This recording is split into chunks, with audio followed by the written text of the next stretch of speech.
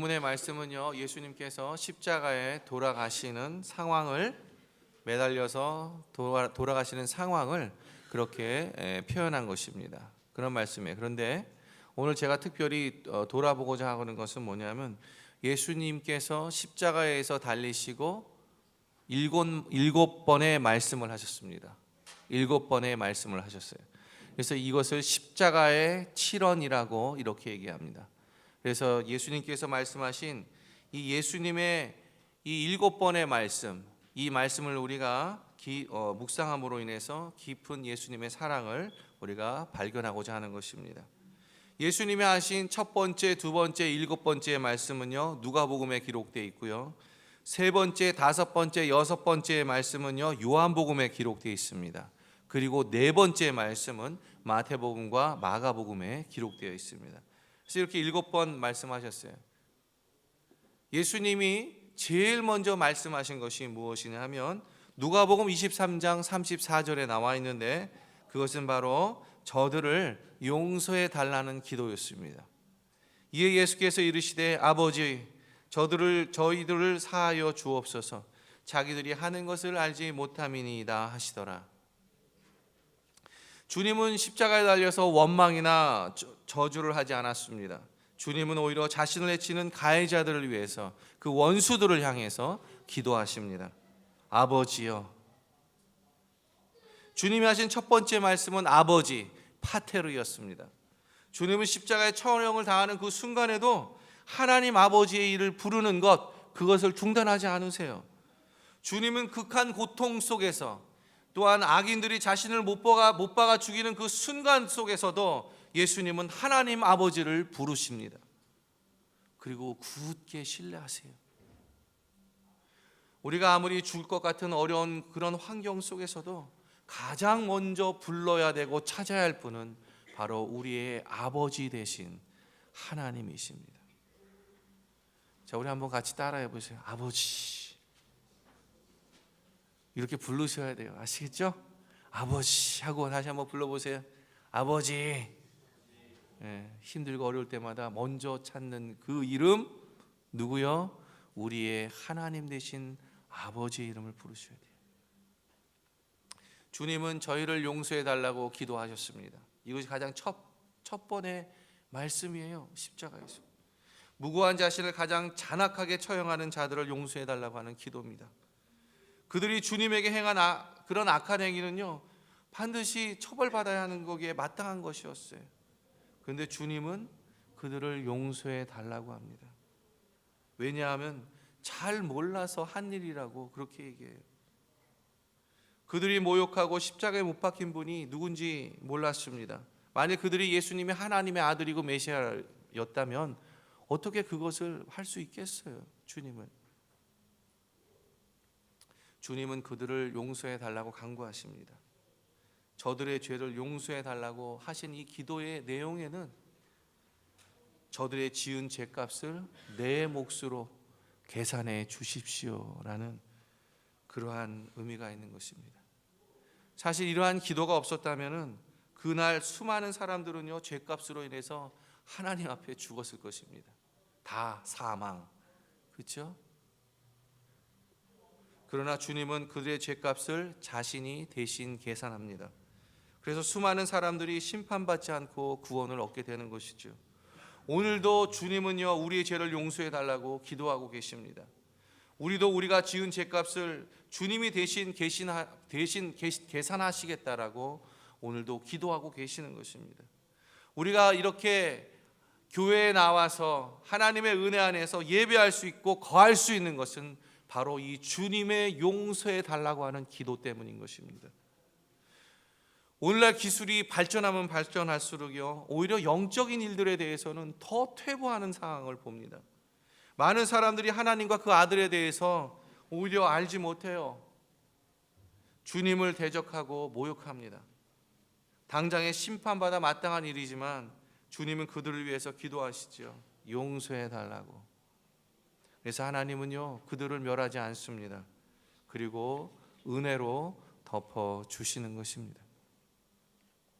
주님께서 십자가상에서 두 번째 하신 말씀은 무엇이냐면, 나와 함께 낙원에 있겠다라고 하시는 말씀이었어요. 나와 함께 낙원에 있겠다. 누가복음 23장 43절에 이렇게 표현하고 있습니다.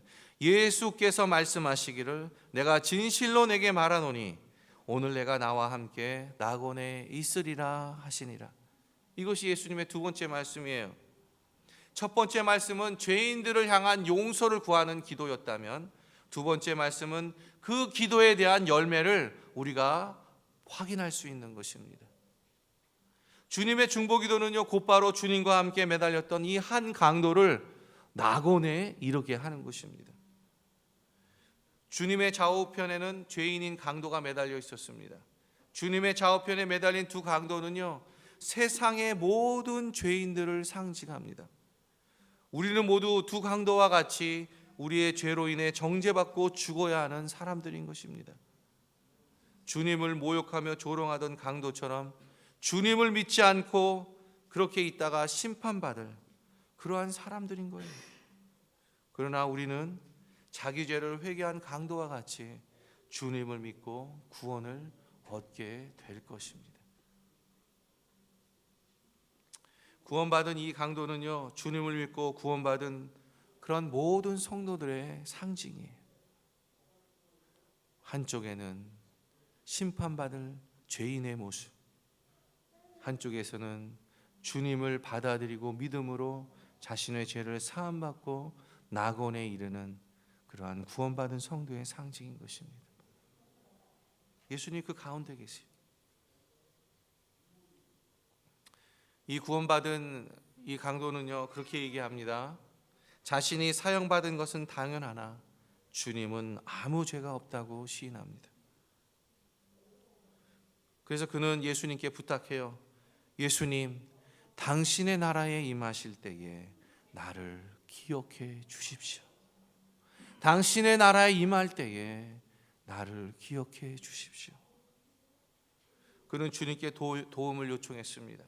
그리고 주님은 그의 요청을 바로 받아줍니다. 그래서 바울은 이렇게 얘기해요. 우리 입으로 예수를 주로 시인하고 또 하나님께서 그를 죽은 자 가운데에서 살리신 것을 내 마음에 믿으면 구원을 얻을 것이다. 그렇게 선포하세요. 누구든지 복음을 듣고 거부하면 심판을 받을 것이고, 복음을 듣고 믿으면 구원을 받게 될 것입니다. 주님은요, 이렇게 회개하는 강도에게 즉시로 응답하십니다. 내가 진실로 내게 말하노니 내가 오늘 나와 함께 낙원에 있으리라. 주님은 자기의 죄를 회개하고 도움을 요청하는 강도의 기도에 즉시 응답하시죠. 이렇게 주님은요, 자신의 연약함을 깨닫고 주님께 나아오는 자를 결코 거부하지 않으십니다. 결코 거부하지 않으세요. 주님은 회개하고 돌아오는 자를 지체하지 않고 즉시 구원해 주십니다. 주님은 회개하는 강도가 주님과 함께 낙원에 있을 것이라고 약속하세요. 이 약속 때문에 그 강도는요, 주님과 함께 개선장군처럼요, 천국문을 아마 통과했을 거예요. 이와 같이 주님을 믿는 사람은요, 누구든지 천국에서 주님과 함께 있게 될 것입니다. 성경은요, 사람이 죽으면 그 영이 소멸하거나 다른 생명으로 윤회되거나 또는 연옥으로 가는 것이 아니라고 말합니다. 성경은요, 사람이 죽는 즉시 그 영혼이 지옥이든지 아니면 낙원으로 간다라고 말하고 있습니다. 지옥은 주님을 믿지 않는 사람들이 가는 곳이고, 낙원은 주님을 믿는 성도들이 가는 곳입니다. 주님을 믿는 모든 사람들은 낙원에서 주님과 함께 있을 것입니다. 주님의 세 번째 말씀은요, 여자여 보소서 아들이니이다 하시고 또 그 제자에게 이르시되 보라 내 어머니라 하신대. 이것이 세 번째 말씀이에요. 첫 번째 말씀은요, 죄인 원수를 위한 기도였고, 두 번째 말씀은 강도를 위한 기도였고, 네 번째 말씀은요, 당신의 사랑하는 어머니를 위한 기도였습니다. 주님은 가장 잔인한 십자가형을 당하는 그 순간에도 이 다른 사람, 자신을 사랑하는 사람을 그러한 염려와 걱정을 잊지 않으셨어요. 이러한 주님의 모습은요, 진정한 사랑이 무엇인지를 깨닫게 합니다. 죽으면서까지도 자신의 사랑하는 사람들을 끝까지 사랑하시는 그 모습이 이 말씀 속에 있기 때문에 그렇습니다. 주님은 십자가 위에서 자신의 모친과 사랑하는 제자 요한이 함께 있는 것을 보았습니다. 주님은 사랑하는 제자 요한에게 자기 대신 사랑하는 어머니 이 마리아를 봉양해 줄 것을 그렇게 부탁합니다. 주님은 죽는 순간에도 그 모친에 대한 배려를 잊지 않습니다. 주님은 공생의 기간 동안에 하나님의 말씀을 따르는 자들, 그 모든 사람들이 자기 부모이며 형제고 자매라고 그렇게 생각했습니다. 그래서 주님은 이 영적인 가족을 참으로 중요하고 우선시하시면서 사랑하셨어요. 그래서 주님은 모친을 사랑하는 그 제자 요한에게 이렇게 부탁합니다. 주님께서는 가장 어려운 순간에도 어머니에 대한 배려, 사랑하는 제자 요한에 대한 배려를 잊지 않았습니다. 주님의 네 번째 말씀은요, 오늘 본문에서 읽었던 그 말씀, 엘리 엘리 라마 사박다니, 나의 하나님 나의 하나님 어찌하여 나를 버리시나이까 하는 그 말씀입니다. 주님께서 말씀하신 이 세 번의 말씀, 첫 번째, 두 번째, 세 번의 말씀은요, 이 박해자와 원수와 강도와 어머니를 위한 기도였다면, 이 네 번째 이후의 말씀부터는요, 바로 하나님을 향한 호소, 이 고통을 견디다 못해서 터져 나오는 그러한 독백과 같은 그러한 말씀입니다. 그것의 첫 번째 말씀이 엘리 엘리 라마 사박다니, 나의 하나님 어찌하여 나를 버리셨나이까 하는 말씀인 것입니다. 주님이 십자가에 매달린 때는요, 오늘 본문에서 보니까 로마 시간으로 3시예요. 이것은 현대 시간으로 보면 6시간을 더하는 시간입니다. 그래서 오전 9시에 예수님은 십자가에 달리셨어요. 그리고 6시간 달리시다가 이 로마 시간으로 9시간, 오후 3시에 하나님 품으로 돌아가십니다. 로마 시간으로 3시부터 6시까지, 그러니까 우리나라 시간으로 오전 9시부터 12시까지는요, 아무런 기상 변화나 날씨에 아무런 변화가 없었어요. 그런데 12시부터 3시, 이 3시간 동안에 어두움이 계속 임합니다. 그리고 이 어두움은요, 3시간 동안 계속되는데, 이 성경에서 어두움은요, 죽음에 이르는 그런 하나님의 심판을 상징합니다. 어두움이 주님을 덮은 그 3시간 동안 주님은 극심한 하나님의 진노와 심판을 경험합니다. 하나님은 십자가에 매달린 주님을 외면하셨고, 그리고 죄인에게 내릴 하나님의 무서운 진노가 주님께로 쏟아져 내렸던 것입니다. 주님은 극심한 영적인 고독과 고통을 경험합니다. 그래서 주님의 마음이요, 그냥 물처럼 녹아내려 버려요. 시편에서 말씀하신 것처럼 내 마음이 녹아내린다, 그렇게 말씀하세요. 이러한 극심한 고통 가운데 주님이 입술을 열어서 처음으로 하나님께 향한 호소가 바로 엘리 엘리 라마 사박단입니다. 나의 하나님 어찌하여 나를 버리십니까? 주님은 하나님께 외면을 당하는 그 순간에도 나의 하나님 부르세요. 어둠에 잠겨있는 3시간 동안 외면당하신 채로 그 죽음의 공포가 이 예수 그리스도를 덮는 그 순간에 가장 극심한 고통 중에도 나의 하나님 부르세요. 우리는 종종 하나님께 버림받았다라고 생각할 때가 있습니다. 그러나 주님은 이 어둠의 그늘에서조차도 여전히 하나님을 나의 하나님이라고 부르시고 아버지에 대한 믿음과 신뢰를 지켜나가십니다. 죄 없으신 예수님이 죄인을 위해 대신 저주받고 하나님께 버림을 받았습니다. 그가 찔림은 우리의 허물을 인하며 그가 상함은 우리의 죄악을 인함이라. 그가 징계를 받음으로 우리가 평화를 누리고 그가 채찍에 맞음으로 우리가 나음을 얻었도다. 십자가 위를 덮었던 그 어두운 그림자는요, 우리 위에 덮어야 할 사망의 그림자였습니다. 우리의 사망의 그림자였어요. 주님이 부르셨던 그 고통의 부르짖음이 바로 우리가 부르짖어야 할 부르짖음이었던 것입니다. 주님이 징계를 받음으로 우리는 하나님과 평화를 누리고요, 주님이 고통을 받음으로 우리가 안식을 누릴 수 있는 것입니다. 주님의 다섯 번째 말씀이 있어요. 주님의 다섯 번째 말씀은 요한복음에 나와 있습니다. 요한복음 19장 28절에 그 후에 예수께서 모든 일이 이미 이루어진 줄 아시고 성경을 응하게 하려 하사 이르시되 내가 목마르다 하시니, 내가 목마르다 하시니. 주님이 당한 육적인 고통을 표현하는 것이 바로 다섯째 말씀이에요.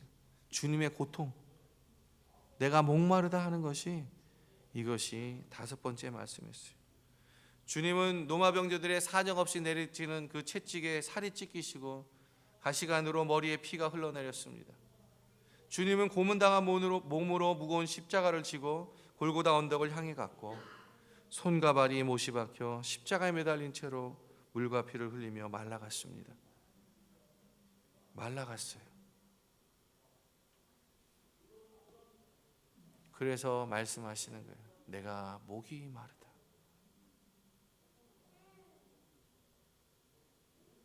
결국은 호흡곤란으로 죽어갈 때 주님은 성경의 예언을 성취하는 다섯 번째 말씀, 내가 목마르다, 이렇게 부르시는 것입니다.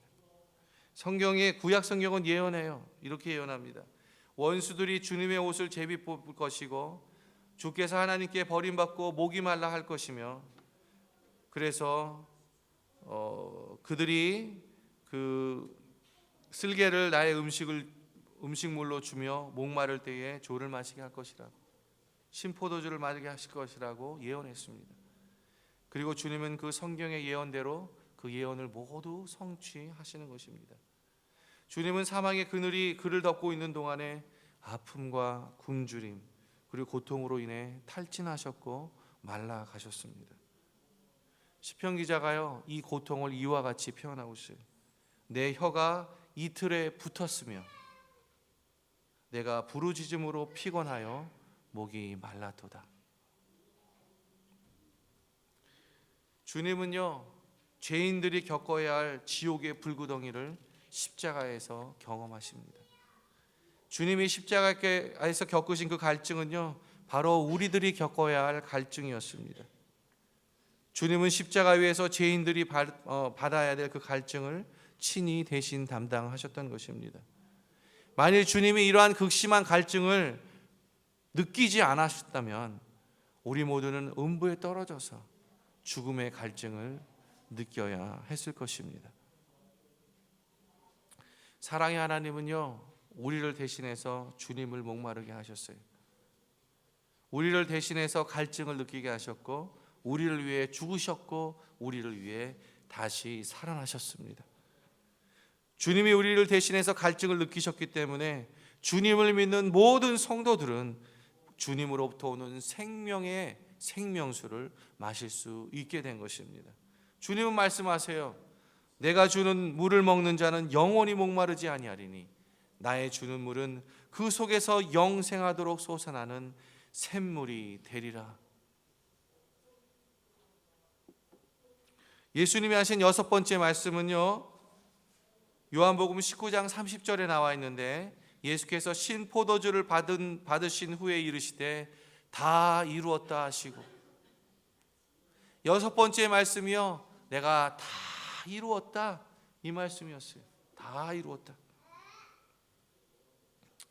주님이 여섯 번째 말씀하시니 다 이루었다라는 이 말씀에는요, 다음과 같은 뜻이 있어요. 주님께서 마침내 사단과의 전쟁에서 승리했다는 것을 알리는 신적인 선포가 그 안에 담겨져 있는 것입니다. 무엇을 다 이루셨다는 거예요? 무엇을 승리하셨다는 것입니까? 첫 번째는요, 성경의 예언을 다 이루셨다는 것이에요. 성경의 예언을. 주님은 십자가에 달리심으로 구원에 기록된 예언을 모두 다 성취하셨습니다. 구약의 선지자들은요, 주님의 삶과 고난 그리고 죽음에 대해서 예언했습니다. 그들은 장차 메시아가 와서 사단을 정복하고 하나님의 나라를 세울 것을 예언했습니다. 그리고 주님은 십자가를 통해서 이 일을 모두 성취하셨습니다. 그래서 주님은 다 이루었다 이렇게 선포하실 수가 있었던 거예요. 두 번째는요, 사단을 정복하셨다는 것입니다. 사단을 정복하셨다는 것이에요. 사단은 거짓으로 인간을 유혹했고요, 인간은 사단의 거짓말에 속아서 하나님을 거역하는 죄를 범합니다. 이로 인해 사람들은 죄와 사망의 노예가 되어지고 하나님은 여자의 후손을 통해서 이러한 사단의 계략을 모두 무너뜨릴 것을 예언합니다. 예수님은 하나님의 약속을 이루기 위해서 인간의 몸으로 입고 세상에 오십니다. 그리고 세상에서 사단의 모든 유혹을 이기시고 사단이 더 이상 사람들을 정죄할 수 없도록 그들을 대신해서 죽으십니다. 그래서 사단은요, 더 이상 주님을 믿는 성도들을 정죄할 수가 없습니다. 왜요? 예수님이 대신 그 죄값을 다 지불하셨기 때문에 그렇습니다. 주님은 사단의 강력한 무기였던 사망을 이기셨습니다. 이러한 사망을 이기는 과정 속에서 사단은 잠시 주님의 발꿈치를 상하게 해요. 그래서 주님이 말씀하시는 거예요. 예일리 엘리 라마 사박다니, 나의 하나님 나의 하나님 어찌하여 나를 버리시나이까. 그렇게 외치게 되는 거예요, 고통 속에서. 그러나 주님은요, 끝까지 하나님을 신뢰합니다. 그리고 마침내 인류를 위한 구원 사역을 완성하십니다. 주님은 십자가를 통해서 사단의 머리를 깨트리십니다. 그래서 성도들에게 성령을 보내서 죄와 사단을 이기도록 그렇게 만드셨습니다. 세 번째는요, 구원 사역을 완성하셨어요. 주님은 자신의 몸으로 인류의 구원에 필요한 모든 사역을 완성하십니다.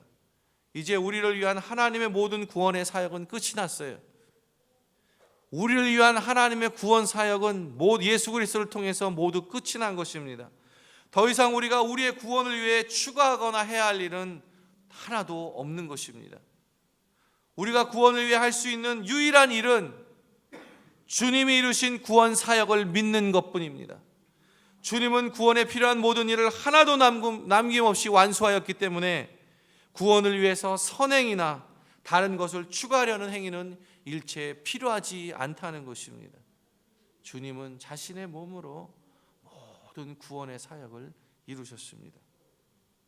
네 번째는요, 우리의 모든 죄값을 지불하셨다는 것입니다. 십자가에 달리신 주님은요, 죄인이 당해야 될 모든 고난을 대신 당하셨습니다. 주님 우리를 대신해서 정죄를 받았고 무고하게 채찍에 맞으셨습니다. 죄가 없이 십자가에 못 박히셨고 죄인을 위해 조롱과 멸시를 받았고 수치와 고통을 당하셨습니다. 하나님께 외면당했고 극심한 육신의 고통을 받았습니다. 그리고 마침내 주님은 죄인을 대신해서 죽으셨습니다. 우리를 위해서 죽으셨어요. 자신의 몸으로 죄인들의 모든 죄값을 대신 지불하셨습니다. 그래서 주님은요, 모든 죄값이 지불 완료되었다라고 선언하시는 것입니다. 이렇게 주님은요, 모든 인류를 위한, 우리들을 위한 구원 사역을 완성하셨습니다. 할렐루야! 우리는 믿기만 하면 돼요. 정말 이걸 믿음으로 받아들이기만 하면 돼요.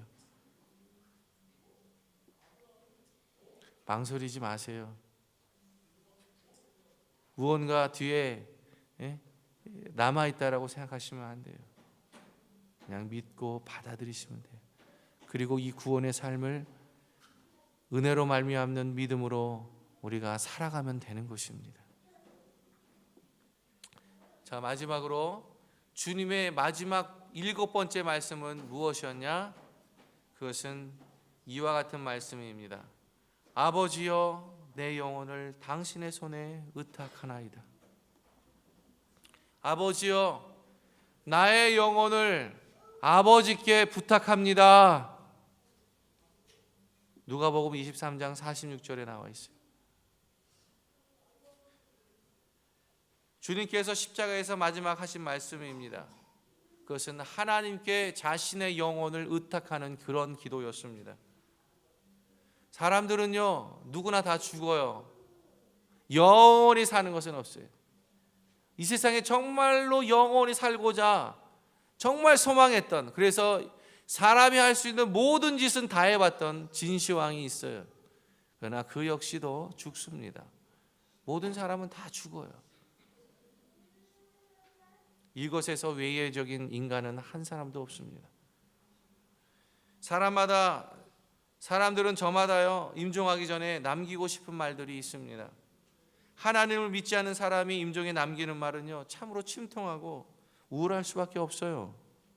그러나 하나님을 믿는 사람이 임종에서 하는 말은요, 소망과 빛이 있습니다. 소망과 빛이 있어요. 믿는 사람들에게는. 하나님을 믿는 사람들은요, 죽음을 앞에 두고 하나님을 만나는 그런 기대로 가득 찹니다. 내가 죽어도 끝나는 게 아니라 하나님을 만날 수 있다. 이 소망과 기대가 있기 때문에 우리에게는요, 이 죽음 앞에 있을 때에는 빛이 우리에게 임하는 것입니다. 소망이 우리에게 임하는 거예요.